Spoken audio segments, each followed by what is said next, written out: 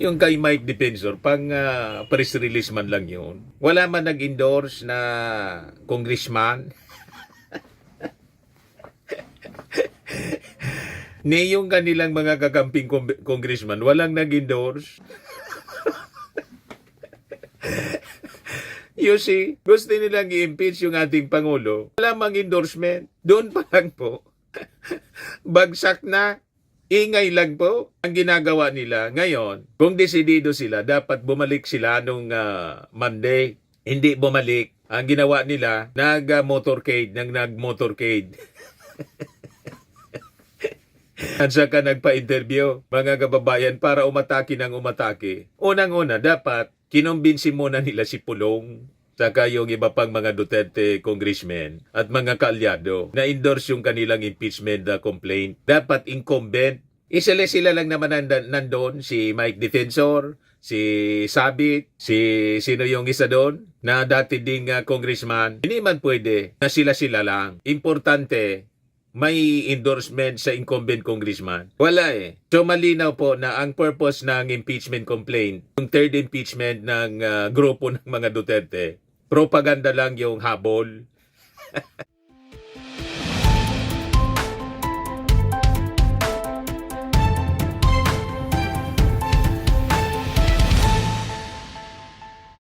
Hello po mga kababayan, si Dante Maravillas. As you know, naka-live ngayon yung Committee on Justice para po sa pag-take up ng impeachment complaint laban sa ating Pangulong Bongbong Marcos. Abang kanina, nag-file na po yung Makabayan Block. Nirefile nila yung impeachment complaint laban kay Sara Duterte. Dalawang impeachment complaint yung final kay Sara Duterte. Filed by Makabayan Block at tapos po yung Tindig Pilipinas. Ito yung grupo ng Makabayan Block kanina mga kababayan. Impeach Sara Duterte. Nakalagay sa mga dala-dala nilang placards. Sa bond paper lang nakasulat, Impeach Sara Duterte. Grupo ito ng Makabayan Coalition. Lisa Masa, si Antonio Tinio, si Colmenares, etc. Ito naman yung grupo ng Tindig Pilipinas. Sa pangunguna po ni second impeachment complaint filed against Vice President Sara Duterte at the Office of the House Secretary General citing alleged misuse of confidential funds. Yung dati po, led by Tindig Pilipinas convenor Kiko Aquino D. and religious leaders, the coalition lodged the complaint endorsed by Akbayan Party List Representative Percy Sindanya and ML Party List Representative Laila De Lima. It followed an earlier petition by progressive groups endorsed by Makabayan Block. So kung dalawa, mga kababayan, yung impeachment complaint na dinidinig ngayon laban sa ating Pangulo, filed by the same group, Makabayan, tapos yung una, yung private complainant, yung abogado po laban sa ating Pangulo, dinidinig na ngayon po ng House Committee on Justice. So ma-action ngayong araw na to, mga kababayan. Dinidinig yung impeachment complaint filed laban sa ating Pangulo, determining kung ito sufficient in form, in substance ng Committee on Justice. Tapos si Sara Duterte, nirefile na po. Hindi na inabot po yung hindi na inintay yung February 6. Ngayon na, final nila, maunaan pa daw ng bogus impeachment complaint. O diba? So ang latest ngayon, mga kababayan, the House Committee on Justice has voted 46-1-1 that impeachment complaint versus President Bongbong Marcos filed by Attorney Andre De Jesus is sufficient in form. So nagbotohan na po mga kababayan pala. Ito siya. Live ito, mga kababayan, Committee on Justice. If we have the same copies, because we are supposed to have the same copies, but nonetheless, we are flashing this page on the screen that contains the jurat. Because that's right. Subscribe and so on too. Yes. So, ang hearing na to, yung impeachment complaint laban sa ating Pangulo. That's correct. That's why I'm asking do we have the same copies? Yes, I If think we the have answer the is same. yes, then Congressman Rodriguez. We're supposed to have the same copies. So therefore, there is only no, jurat. there's It's no, not the only jurat. So therefore, there is no sufficiency in form. Yung second complaint dito mga kababayan, The chair examined filed ng the Makabayan copy na of the yata to. complaint, but prior to this jurat, there is a verification signed by the complainants. Yes, but no Although it doesn't bear the notarization. page. Therefore, it is self-serving. It's not public record. It is not something to bind us. Because there is no after the signature. We will be suspending to check the copy of substance yata kasi sandali lang po. Yung kanina, dinetermine nila kung sufficient in form. So, pinagbotohan, mga kababayan, after the presentation, nanalo yung boto, 46-11, that the impeachment complaint laban sa ating Pangulo by Attorney Andre De Jesus sufficient in form. So ngayon, ang pinagbobotohan na naman po, ang pinagdidibatihan pala, kung if it is sufficient in substance. Doon na sa substance po. Nagtatalo sila ngayon. Ay, ito Madam po. Chair, the copy that I have, and I guess the other members would have that, really contains a verification page. Kindly speak closer to the microphone. I see that there is a verification page alleging the necessary facts there in accordance with Section 3, Rule 2 of the Rules of Procedure in Impeachment Proceedings. That it is the complainants read and understood the contents thereof, and that the most important, the allegations therein are true and correct of our personal knowledge or based on authentic records and documents. That is the needed allegation or averment in a verification. The number 4 and number 5, not necessary anymore. It's actually required in the certification. So if it's a verification and certification requirement, then we can consider number 4 and number 5. Yung sa Makabayan Black na to, Purposes of TD Casino, verification under the yung rules, pangalawang it's impeachment only complaint na about to, that pinag-uusapan. the allegations are true and correct of our personal knowledge or based on authentic records and documents. I see it here. There is a verification duly signed by all the complainants. Sabay-sabay kasi na tinitake up mga Honorable kababayan. Rodriguez? I have read that. It is after the verification of the endorser. So I If think you read here, verification, signature, there's no notarization. if it is sufficient in inform, yung pangalawa pala to, I will post those two. Because I have read this for the past week. And sabay-sabay na yung unang para baka malito kayo. Yung una, yung first impeachment complaint filed by Attorney De Jesus, sabay kasi nilang tinitake up. Napagbotohan na kung sufficient mga kababayan informed. And it was determined that it was sufficient informed. That's the first complaint, impeachment complaint. Pangalawang impeachment complaint, dinidetermine uli po kung if it is sufficient informed. Yung second impeachment complaint po, filed na ng Makabayan Black. Ito ngayon nagdidebate sila, hindi pa po nagkakabutuhan ngayon. So ito, pakinggan natin mga kababayan, yung sinasabi ni Rufus Rodriguez. certainly we wish to hear it, but if it is insufficient in form, it cannot go. So look first at the jurat. At the end, verification should be at the end of the complaint. So, Whether defective you will say yata. that it is of the personal knowledge or it's sufficient. If you say personal knowledge or authentic records, that's fine. That is our civil procedure and our criminal procedure. But here, if you will see the verification, Mr. Chairman, Magaling na Madam Chair, abogado to. the Top-notch sir. verification Bar top-notch sir itong has si no Rufus. signature of a notary public. So there is no sufficiency in form. Kini-question The niya. verification, which is No attached to the sufficiency informed endorsement, sa kanyang tingin, sabi ni there is Rufus. none. There is Itong no second impeachment complaint. notarization. Madam Chair. Madam Chair. Madam Chair. Madam Chair. Honorable Vice Chair Keith Flores. Is the copy of the Honorable Rufus Rodriguez, does it contain the last page, sir, where there is that page is attached. Yan o, pinapakita po. Secretary, kindly double check Maybe the copy. they failed to No, attach Madam Chair. the notarization is on the jurat. On the last page. It's on the jurat. And the jurat is not a verification. on the actual verification. So, Madam Chair. Sir, it's not verification. If you look at the verification itself, which they attach after the verification of the three, there is no notarization.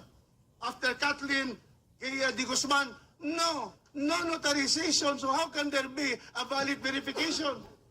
Madam Chair. The page before that, Congressman Rufus Rodriguez, also includes, can we flash the page before Ang that, jurat, please? ang ibig Madam Chair, sabihin po, Comsec. yung tao Point of who has taken an oath before we can answer that one. Let us, or who let us performs a wait duty until or the, on oath. speaker finishes first before we Example, vote. a juror. Yan ang ibig Comsec, can we sabihin. flash the page before that? Vice Chair Tumogan, we will call you after we have flashed that page containing the jurat. May I know if we have the same copies? Because Now, We are supposed to have the same copies, but nonetheless, if that we is are so- flashing this page on the screen that contains the jurat. because if Yeah, that's right. Subscribe and so on too. Yes. That is the jurat. It's not a verification. Go to the next page. It is notarized, correct? Go to the that is next page. correct, that's why I'm asking. Do we have the same copies? Yes, I If think we the have answer the is yes, then Congressman Rodriguez. We're supposed to have the same copies. So therefore, there is only no... jurat. There's It's no... not a Only jurat. So verification. therefore, there is no sufficiency in form. The chair examined the copy of the complaint, but prior to this jurat, there is a verification signed by the complainants. Yes, but no Although it doesn't bear the notarization. page. Therefore, it is self-serving. It's not public record. It is not something to bind us. Because there is no after the signature. We will be suspending to check the copy of the Honorable Rodriguez. Ito kopya ko. Hearing suspended. O, di ba, mga kababayan? So, basahin natin yung mga reactions ng mga tao. Sabi ni Christian, sufficient but not as substantial. Sabi ni Ronald Mariano, may substance ba? Sabi ni Michelle Finta, scripted yan. Sabi ni Jojo Arby, ano to, initial voting, kumbaga may probable cause. Sabi ni Bonner Hara, bakit yung kina Mike Defensor hindi tinanggap? Yung kay Mike Defensor, pang press release man lang yun. Wala man nag-endorse na congressman. Ni yung kanilang mga kakamping congressman, walang nag-endorse. You see, gusto nilang i-impeach yung ating Pangulo. Wala mang endorsement. Doon pa lang po. Bagsak na. Ingay lang po ang ginagawa nila. Ngayon, kung desidido sila, dapat bumalik sila nung Monday. Hindi bumalik. Ang ginawa nila, nag-motorcade. At saka nagpa-interview, mga kababayan, para umatake ng umatake. Unang-una, dapat kinumbinsi muna nila si Pulong, saka yung iba pang mga Duterte congressmen at mga kaalyado na endorse yung kanilang impeachment complaint. Dapat incumbent. Sila lang naman nandun, si Mike Defensor, si Sabit, si sino yung isa doon na dati ding congressman. Hindi man pwede na sila lang. Importante, may endorsement sa incumbent congressman. Wala eh. So malinaw po na ang purpose ng impeachment complaint, yung third impeachment ng grupo ng mga Duterte, propaganda lang yung habol. Mag-ingay na mag-ingay. Di ba po? Loko talaga. But anyway, abangan na lang natin mga kababayan yung mga susunod nitong mahaba-haba ito na debate. O ito na, nagbalik na pala. Okay. There is a motion. May motion na. Madam Chair, May- Honorable Abante? I think I have definite reasons why I am objecting. Yes, please state your Number reason one, why you're number objecting. What Congressman Chua has raised a moment ago is important. Now, we are not talking about any fast rules here. Every member of this House has the right to question whatever the question might be, Madam Chair. Therefore, the question of Congressman Chua should be tackled. Number two, I also object on the argument raised by Congressman Rodriguez. And number three, Madam Chair, nakita ko po dito, in-exhibit nila yung competent evidence of identity. Pero wala po dito yung documents if they are indeed taxpayers, Madam Chair. Sapagkat nakalagay sa endorsement, they should be taxpayers. Therefore, I question if all of these 36 complainants are actually taxpayers. Kung taxpayers yan, dapat mag-submit ng document yan dito na sila ay taxpayers. Correct. If indeed wala, therefore, insufficient ang form na pinapaliwanag dito. And therefore, Madam Chair, I object. We are noting the explanation of the Honorable Abante with regards to his objection. Nonetheless, we shall be proceeding to vote on the sufficiency in form of Masa et al. Complaint. Yung sa There Makabayan is a Black po yan. motion to declare Masa et al. Complaint Point of order, sufficient in Madam Chair. form. Point of order. The same has been objected to. Point of order. Those who are in favor, we shall now divide the House. The Honorable Ridon. Who has seconded the motion, Madam Chair? Who has seconded? It hasn't Who been seconded. It's Kong Noy Defensor. Because I heard a lot of second. Okay. So we shall now divide the House. Those who are in favor of the motion, please raise your right hand. Yan, marami. Binibilang po, mga kababayan.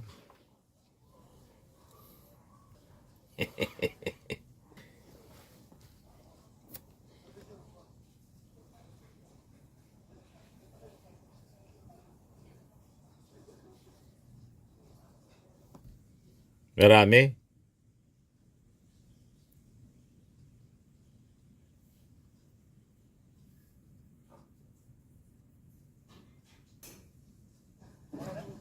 Favor of the motion, please raise your right hand. Continue.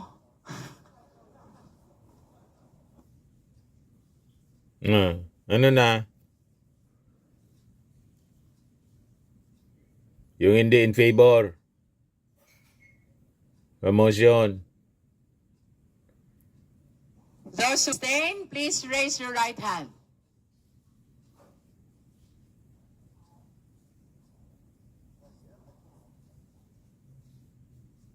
Comsec the vote, please.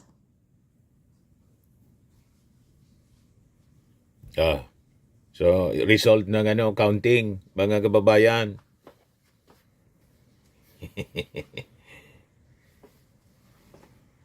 35 in favor. 35 in favor. 9 against. And 1 abstain. The chair declares the Masa et al. Complaint sufficient in form. Sufficient informed din. Parehas ng naunang It is very clear naunang impeachment complaint. insufficiency in form. Very clear po yan. And I'm so glad for the rest of those, my colleagues that supported my objection. And therefore, realizing that this is actually an exercise in futility and a waste of the people's money, I therefore would like to walk out of this hearing right now. Walk out siya, no? Si Benny The Abante. manifestation is noted. We have concluded the determination in form of both the Jesus complaint Walk out si Benny and Abante po. Masa et al. Complaint. If there are any other matters the member wish to discuss before we suspend? No other matters to discuss. The meeting is suspended until 10 a.m. tomorrow, February 3, 2026.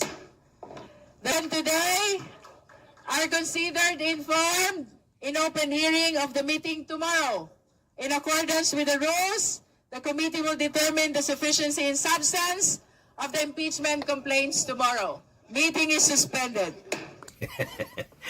So, boss complaint sa mga kababayan, impeachment complaints laban sa ating Pangulo, na-determine and approved by the majority na it is sufficient in form. Bukas naman po, i-determine po sa pag-resume, pagbabalik ng sesyon ng Committee on Justice, yung sufficiency in substance. Walk out si Benny Abante. Ganon talaga eh.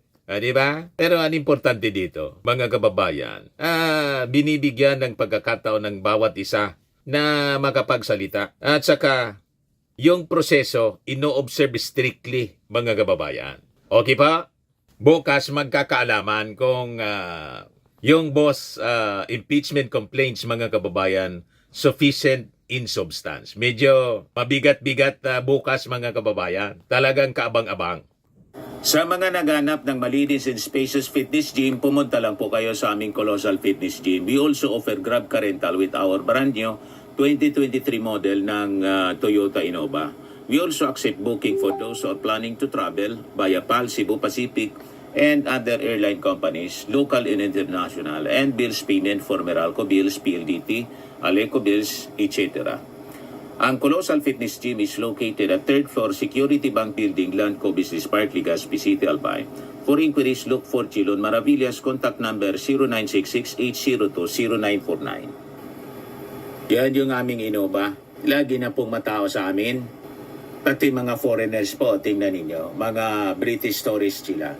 Ang lalaki ng katawan na, mga kababayan, nag-gym sa amin. Ito naman po, Indian National. Ito mga mga European sila.